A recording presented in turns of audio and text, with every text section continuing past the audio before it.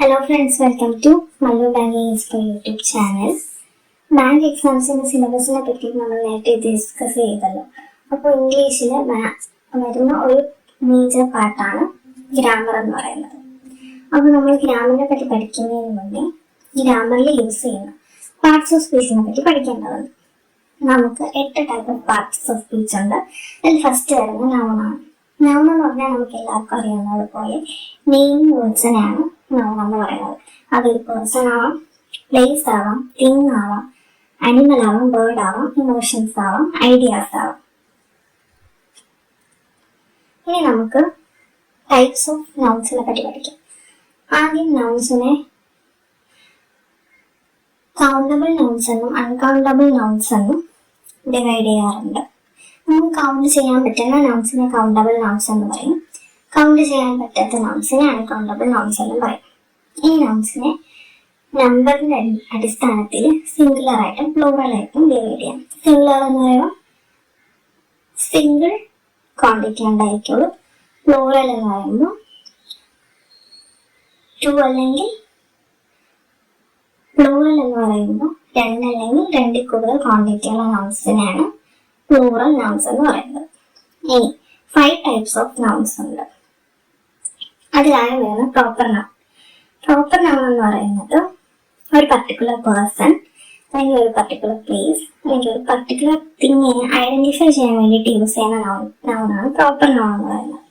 അതിന്റെ എക്സാമ്പിൾ നമുക്ക് പറയുകയാണെങ്കിൽ ഒരാളുടെ പേര് രാജു, ഈ ഒരു പ്ലേസിന്റെ പേര് കേരള, ഈ ആനിമലിന്റെ പേര് കാറ്റ്. ഇതൊക്കെയെന്ന് പറയുന്നത് അയാൾ ഐഡന്റിഫൈ ചെയ്യാൻ വേണ്ടിയിട്ട്, രാജുവിനെ ഐഡന്റിഫൈ ചെയ്യാൻ വേണ്ടിയിട്ട് അല്ലെങ്കിൽ കേരള ഐഡന്റിഫൈ ചെയ്യാൻ വേണ്ടിയിട്ട് യൂസ് ചെയ്യുന്ന നൗണാണ്. അതുകൊണ്ട് അതൊരു പ്രോപ്പർ നൗണാണ്. ഓക്കെ, പ്രോപ്പർ നൗൺ എപ്പോഴും ക്യാപിറ്റൽ ലെറ്റർ വെച്ച് വേണം ബിഗിൻ ചെയ്യാൻ. ഇനി പ്രോപ്പർ നൗണിന്റെ കൂടെ ആർട്ടിക്കിൾസ് ഒന്നും ഉപയോഗിക്കാറ്. സെക്കൻഡ് ടൈപ്പ് ഓഫ് നൗൺ എന്ന് പറയുന്നത് കോമൺ നൗൺ. നമ്മളിപ്പോ പീപ്പിൾ അല്ലെങ്കിൽ തിങ്സിനെ ജനറൽ ആയിട്ട് കൺസിഡർ ചെയ്യുന്നതാണ് കോമൺ നൗൺ എന്ന് പറയുന്നത്. എക്സാമ്പിൾ ആയിട്ട് നമ്മൾ പറയുകയാണെങ്കിൽ ബോയ്, കൺട്രി, സിറ്റി, കാർ, ഇതൊക്കെ കോമൺ നൗൺ ആണ്.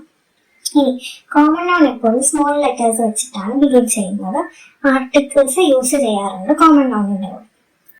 ഇനി തേർഡ് ടൈപ്പ് ഓഫ് നൗൺ എന്ന് പറയുന്നത് മെറ്റീരിയൽ നൗൺ അല്ലെങ്കിൽ കോൺക്രീറ്റ് നൗൺ.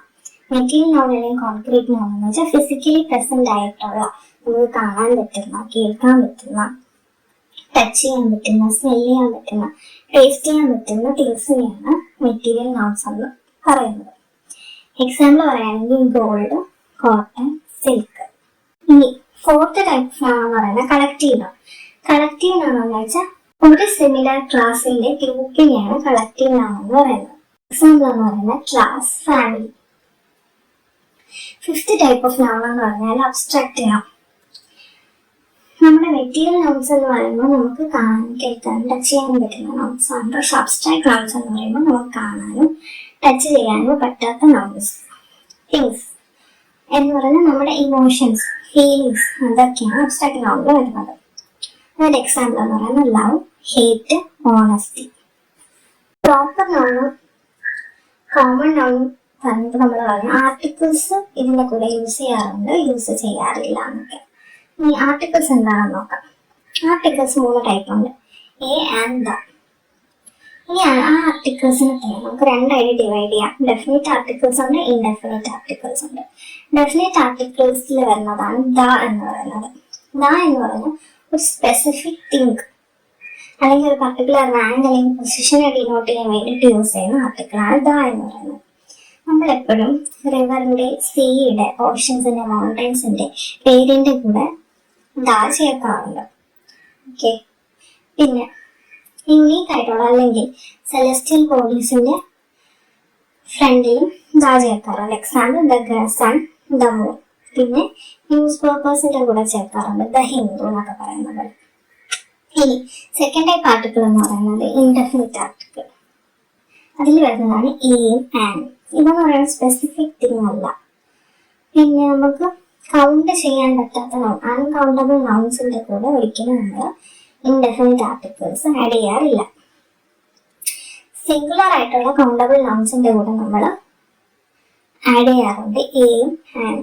എ എന്ന് പറയുമ്പോൾ കൺസോണന്റ് സൗണ്ട്സിന്റെ കൂടെയാണ് ആഡ് ചെയ്യുന്നത്. ആൻ എന്ന് പറയുമ്പോൾ വോക്കൽ സൗണ്ട്സിന്റെ കൂടെയാണ് ആഡ് ചെയ്യുന്നത്.